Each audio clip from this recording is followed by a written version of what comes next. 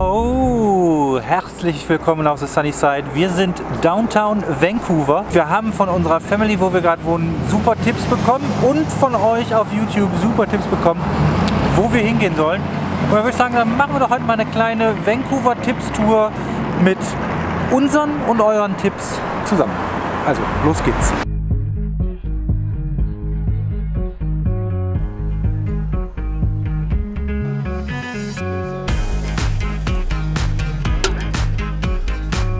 Es gibt normale Donuts, aber die absoluten Knaller sind die mit dem Hefeteig.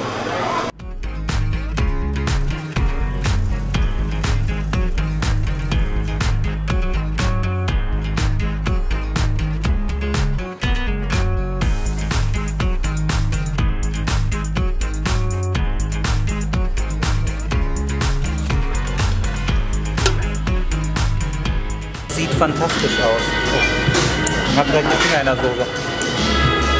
Und natürlich heute mal, es ist Sonntag, ein fancy Bier.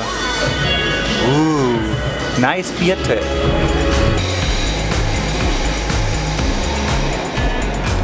Science Fiction.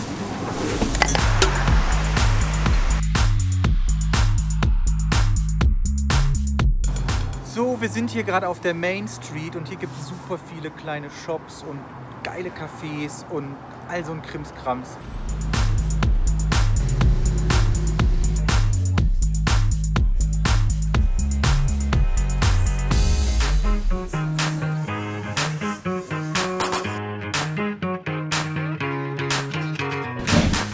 Leute, was soll ich sagen? Wir haben nur gegessen. Aber es ist auch mal wieder so cool, in einer großen Stadt zu sein. Und irgendwo in einem Haus zu leben, hat auch Vorteile, auf jeden Fall. Auf jeden Fall, wir haben jetzt voll geilen Kaffee gekauft, richtig geilen Kaffee. Und hier gibt es überall so Pour-Over, wie bei der Oma, ne? Gießen die das so auf, aber alles mit so einem fancy Shit, ne? Und der Kaffee, ich habe ja erst gedacht, das ist voll der Driss, diesen fancy Kack, den die da machen, ne? Aber der Kaffee ist so lecker. Ich bilde mich jetzt auch zum fancy Pour-Over-Typ aus, weil ich mache das ja auch eh jeden Morgen. Und ja, und jetzt gammeln wir hier ein bisschen ab. Unser Getriebe ist irgendwo on the ground, von der Ost- zur Westküste und keine Ahnung. Hallo Caro. Na? Na. Ja. Was machen wir jetzt? Wir können ein Q&A machen. Oh ja. Hast du denn Fragen? Ich kann erzählen, dass wir bei uns im Store haben wir jetzt Jutebeutel. Ihr könnt auf The Sunny Side in unseren Shop gehen und schöne dunkelgraue, richtig schöne dunkelgraue Jutebeutel mit einem Pantone-gelben Sunny Side Logo drauf bestellen. Eine indiskrete Frage, aber habt ihr keine mobile Toilette dabei? Was macht ihr denn im Winter? Don't eat yellow snow. Lukas Winkler schreibt, der Plattenwärmetauscher dürfte das nicht lange mitmachen, da er nur auf einer Seite Wasser führt. 90% ist die eine Seite leer, da kann er kaputt gehen, platzen wegen Überhitzung. Aber genug Schwarzmalerei, probieren geht über Studieren. Würde ich auch sagen. Warum soll der denn platzen, weil der leer ist? Verstehe ich nicht. Da müsste da ja so viel Druck drauf sein, dass die Platten sich gegenseitig stabilisieren müssten, aber auf beiden Seiten. Da müsste ja auch fast der Druck auf beiden Seiten gleich sein und das ist ja nie der Fall. Weil ich schleuse ja nur Wasser da durch, da ist ja auch kein Druck da drin. Also von daher kann ich mir nicht vorstellen. Da müsste da ja richtig Halligalli in diesem Teil sein. Also da sehe ich gar kein Problem. Jetzt quasi Kommentare kommentieren, das ist eigentlich cool. Das macht mir Spaß. Go Overlander schreibt, für Version 2.0. Wenn du auf der Primärseite einen Bypass mit einem Kugelhahn machst, kannst du die Wärme auf der Sekundärseite regulieren. Dann würde ich die Ein-Auslässe auf der Sekundärseite nach unten machen. Damit kann das gesamte Wasser aus dem Sekundärkreislauf ablaufen. Die Wärmetauscher sind sehr robust. Als Frost im Sekundärkreislauf wird dir das Ding sprengen. Das Plastikgedöns mach weg und schraub anständigen Messingkram rein mit Schnellverschlüssen aus Sekundärseite. Also ab zum Home Depot. Ja, Hunde brauchen Ja, das ist ja das Problem. Wir kriegen hier keine richtigen Anschlüsse, also bleiben die Plastikanschlüsse. Aber das Umdrehen finde ich eine extrem gute Idee, weil vor dem Frostfaktor habe ich auch ein bisschen Schiss, weil ich glaube, das kann wirklich ein Problem werden, dass das würde das ganze Gerät sprengen. Aber wenn man es wirklich umdreht, dass das unten rauslaufen kann und oben halt einfach durch. Das ist ein guter Tipp. Das muss ich mal noch umdrehen. Das ist, glaube ich, eine sehr gute Idee. Vielen Dank dafür. Ja. Jetzt Feierabend mit Kommentare kommentieren. Ja, wir gehen jetzt einkaufen, nämlich wir machen heute Gulasch. Genau, wir müssen nämlich jetzt mal hier ein kleines, wir kochen heute Ja. zum Bedanken, dass wir hier wohnen dürfen. Das ist ja nämlich super nett. Ich meine, an sich ist es gerade perfekt, also Vancouver mit Auto ist eh Quatsch. Voll. Und hier jetzt wohnen zu können. Und wir haben so ein Glück, es ist Anfang, oder wir haben jetzt, was haben wir heute jetzt? Wir haben fast, 10. wir haben ja Mitte November fast. Und es ist Top-Wetter und eigentlich regnet es hier nur. Wir gehen jetzt erstmal einkaufen. Kleiner Doggy Dog.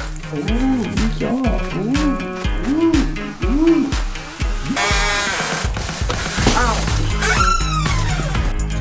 Ja, es ist total schönes Wetter. Komm, lass uns liegen etwas. Safe on Foods. Sieht direkt aus wie bei uns. Ferrero Ole. Blind. A Surprise. Und das sind meine Lieblings.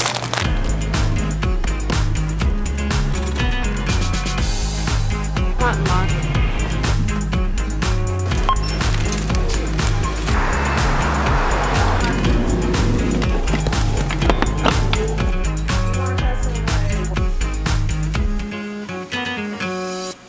Ich weiß gar nicht, wie ich anfangen soll. Also ich bin ja echt ein relaxter Typ, ne? Aber ich bin gerade so stinksauer. Uns hat der Markus aus Deutschland ein Bellhousing zugeschickt, ja? Und ich habe ihm ein Ticket, das Ding ist in Kanada. Ich habe es getrackt und gerade bekam ich die Nachricht, das Paket wäre nicht zustellbar, weil die Adresse nicht vollständig wäre. Jetzt habe ich das Foto von Markus vom Paket, das ist alles korrekt. Die Adresse, die da drauf steht, die ist komplett korrekt. Alles ist korrekt. Jetzt gibt DHL, shippt das nach Kanada, übergibt es an die kanadische Post und Post Kanada sagt, ohne Scheiß, wir haben jetzt 3-mal da angerufen, sie können es nicht mehr stoppen, weil die Adresse nicht korrekt wäre, müssten sie es wieder zurück nach Deutschland schicken. Das ist komplett Banane. Ich habe noch nie sowas Bescheuertes gehört. Bei DHL bekomme ich keinen. Hier ist Samstag, es ist absoluter Fuck-off. DHL, was soll das? Das kann doch nicht sein. Was macht ihr da?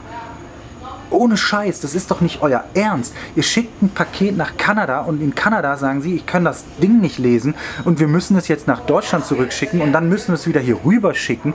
Das Paket hat $90 gekostet, um hier hinzuschicken. Und sie schicken es liegt hier. Es liegt in Vancouver, in Surrey, im Paketzentrum und sie lassen es uns nicht abholen. Sie blocken komplett ab. Es wäre irgendein Law, es wäre irgendein Gesetz, das man einen gestarteten Mail-Prozess nicht unterbrechen kann. Ich habe noch nie sowas Bescheuertes gehört. Ich könnte ausrasten. Ihr schon mal sowas Bescheuertes gehört? Es kann doch nicht wahr sein. Leute, das Paket hat jetzt eine Woche gedauert, was extrem gut ist. Es hat eine Woche gedauert von Deutschland bis nach Vancouver. Und es ist durch den Zoll und es ist alles. Es war heute Morgen im Tracking, sieht man, es wurde in den Lieferwagen gelegt und es wurde zu der Adresse gefahren und dann schreiben die Adresse wäre nicht korrekt, was absoluter Humbug ist. Das Einzige, was sein kann, das Etikett ist beschädigt, dass man die Adresse nicht mehr lesen kann. Ich habe keine Ahnung, aber ich meine, die haben die Tracking-Nummer, die konnten das heute Morgen in dieses Delivery-Auto legen und irgendwo hinfahren, was sie nicht gefunden haben. Was ist da los? Ich erreiche keinen. Kanada Post blockt ab. DHL erreiche ich keinen. Das ist richtig behindert, Leute.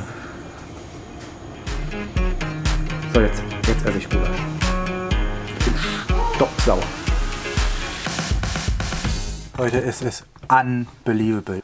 Es ist nichts zu machen. Das Paket liegt hier in Kanada und geht zurück nach Deutschland. Leute, der Weg lohnt sich trotzdem. Und wir gehen jetzt pennen und wir sehen uns am Mittwoch. Und dann hoffe ich, gibt es bessere Neuigkeiten. Also, haut rein. Gute Nacht.